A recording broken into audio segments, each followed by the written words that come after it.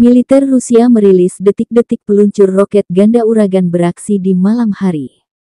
Serangan diarahkan ke wilayah Luhansk dan Donetsk yang masih dikuasai militer Ukraina.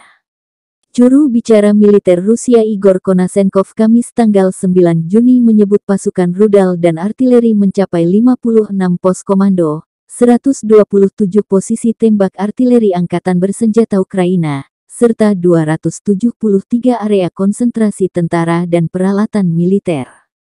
Serangan tersebut mengakibatkan musnahnya lebih dari 300 tentara Ukraina, 7 kendaraan lapis baja, 2 peluncur roket ganda Gred, 12 senjata artileri dan mortir lapangan, 24 kendaraan khusus, 1 fasilitas penyimpanan bahan bakar untuk peralatan militer di dekat Kobzatsi di wilayah Nikolaev, dan 1 penyeberangan sungai Donetsk Seversky dekat Protopopovka, kata Igor dikutip Tribun Timur hari ini.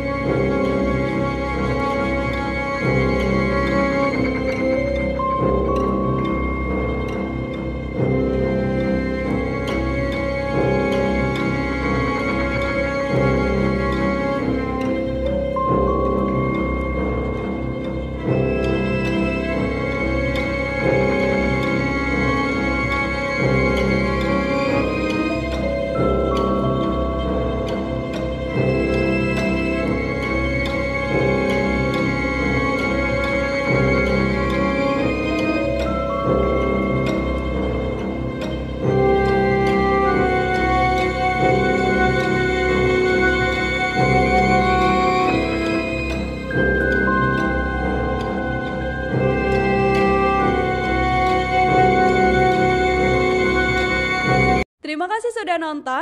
Jangan lupa like, subscribe, dan share ya.